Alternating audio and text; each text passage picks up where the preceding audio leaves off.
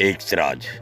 ऐसा भी एक बार नरसिंह मेहता के बड़े भाई बंशीधर नरसिंह जी के घर आए। पिताजी का वार्षिक श्राद्ध करना था। बंशीधर ने नरसिंह जी से कहा, कल पिताजी का वार्षिक श्राद्ध करना है।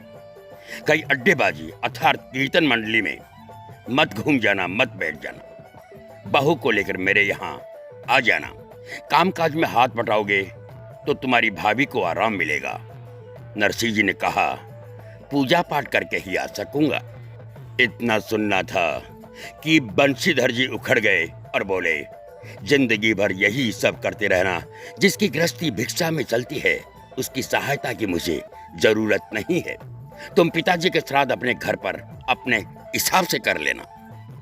नरसिंह जी ने बड़े विनम्र भाव से कहा, नाराज क्यों होते हो भैया? मेरे पास जो कुछ भी है मैं उसी से श्राद्ध कर लूंगा।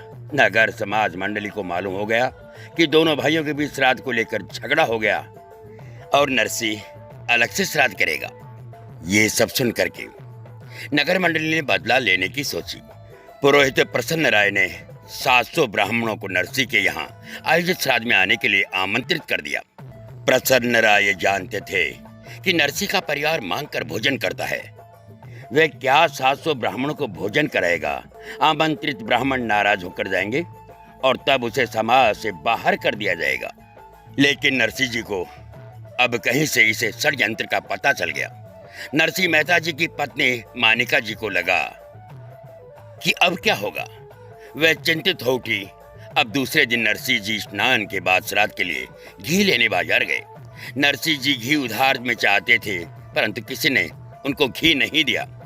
अंत में एक दुकानदार इस शर्त पर राजी हो गया कि नरसिंह जी को भजन सुनाना पड़ेगा, जब ही उधार दी जाएगी। बस फिर क्या था, मनपसंद काम और उसके बदले में मिलेगा घी। नरसिंह जी ने सोचा, आनंद हो गया। अब हुआ ये कि नरसिंह जी भगवान का भजन सुनाने में इतने तल्लीन हो गए, उन्हें ध्यान ही नहीं रहा कि घर में श्राद्ध है। और नरसिंह मेहता जी तो भजन गाने में तल्लीन होकर घर और श्राद्ध सब भूल गए।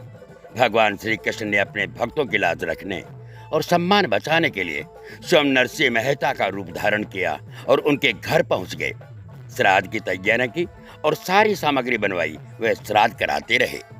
दुकानदार के यहाँ नरसिंह जी भजन गा रहे हैं और वहाँ श्री कृष्ण भगवान नरसिंह जी के वेश में श्राद्ध करवा रहे हैं।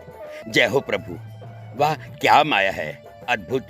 भक्त के सम्मान के लिए भगवान ने स्वयं वेश धारण कर लिया नरसिंह जी का।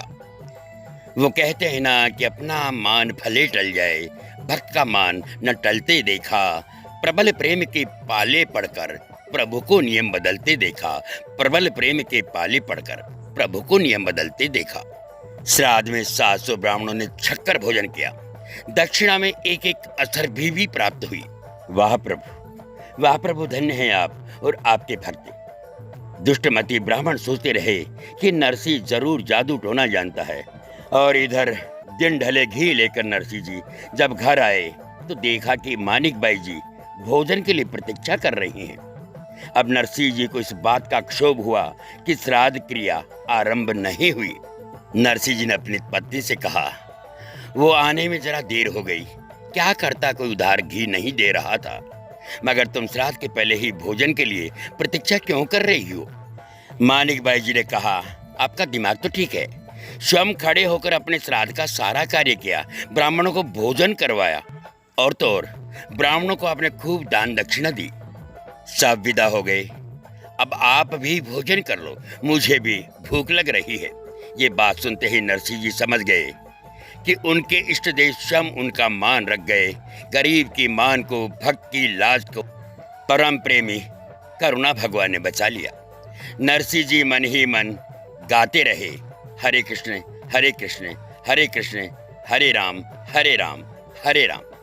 बंधुओं, भक्तों, सनातन प्रेमियों, भक्त के मन में अगर सचमुच समर्पण का अभाव है तो भगवान स्वयं उपस्थित हो जाते हैं। जय श्री कृष्णा, राधे राधे। ये प्यारा सा प्रसंग भक्त और प्रभु का हमें हमारे एक मित्र बरकत नगर से उन्होंने भेजा है, जो एस्ट्रो ग्रुप से लिया गया है। आपका बहुत बहुत आभार, बहुत बहुत अभिनंदन।